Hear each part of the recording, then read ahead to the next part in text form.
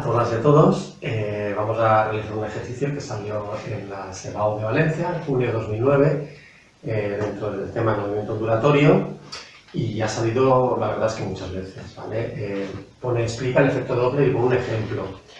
Normalmente, en este caso, se refieren a un nivel cualitativo, no cuantitativo de ningún ejercicio, ¿vale? Luego lo vemos, ahora os lo explico.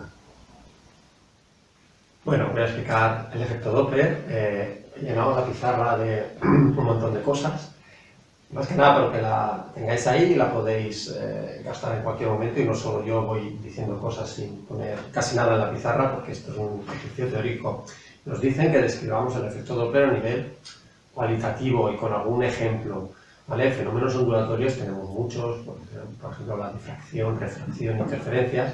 En este caso, el efecto Doppler es un fenómeno ondulatorio que se produce cuando hay un movimiento relativo entre un foco emisor de ondas y un observador u observadora. La frecuencia percibida por el observador o observadora es diferente de la emitida por el foco, ¿vale? Aquí os he puesto un dibujo, ¿vale? Un poco mal hecho, pero bueno, aquí tenemos un foco que se mueve a una velocidad v hacia la derecha, ¿vale? El foco se movería hacia la derecha, podemos ponerlo así. Y aquí tenemos un observador o una observadora. Y como veis, los frentes de onda, estos son los frentes de onda, que son los puntos que todos ellos están en fase, que tienen el mismo estado de vibración.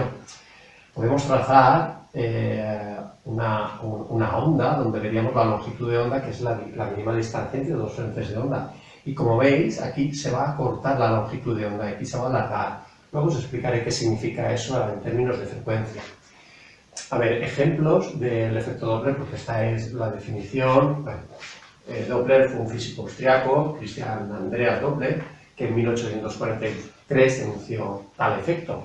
Y tiene muchísimas repercusiones dicho efecto, ya que lo utilizamos para, por ejemplo, ecografías Doppler, ¿vale? Es que se aprovecha el efecto Doppler para facilitar la observación de órganos que están en movimiento, por ejemplo, el corazón. Y luego también es una prueba fundamental de la expansión del espacio, es decir, el universo está en expansión. De hecho, se piensa últimamente que está en una expansión acelerada, y eso es debido a que lo podemos comprobar por el efecto Doppler, y esto es como un garante del modelo cosmológico del Big Bang, el hecho de que se produzca algo que se llama el desplazamiento o corrimiento hacia el rojo, que es lo que presentan galaxias que están lejanas, o cuásares, o nubes interestelares que están muy alejadas, muy distantes de nosotras, que nosotros percibimos la luz visible, que es una onda electromagnética, la percibimos desplazada hacia el rojo, que es debido al efecto Doppler.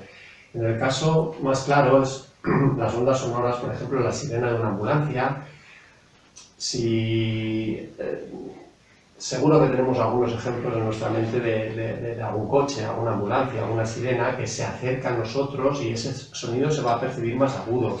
Fijaos que la longitud de onda se va a cortar, ya que el foco, la fuente, se va moviendo y los frentes de onda se van estrechando. Eso significa que la longitud de onda se va a cortar, se va a hacer más pequeña, y luego la frecuencia va a ser más alta, porque pensad que la velocidad de propagación es lambda por f. Si lambda disminuye, la frecuencia va a aumentar. Luego, como aquí, cuando el foco se acerca al observador o observadora, la longitud de onda disminuye, la frecuencia aumenta, y eso se observa un sonido más agudo. En caso contrario, si se alejara y hubiera un observador allá, observaría que la frecuencia cada vez es más baja, es más grave. Básicamente, esto es a nivel cualitativo, el efecto Doppler. En fin, os dejo la pizarra para que la veáis. Bueno, aquí os he puesto también una ecuación de la frecuencia percibida por un observador o observadora, dependiendo de la frecuencia emisora, de la velocidad, en este caso del sonido, normalmente, la velocidad del observador, la velocidad de la fuente, del foco, si es un movimiento relativo entre ellos, y con esta ecuación se podrían calcular muchos ejercicios, pero no es el caso. Ahora es una descripción cualitativa. En fin, espero que lo hayáis entendido, y nada, nos vemos en el siguiente problema.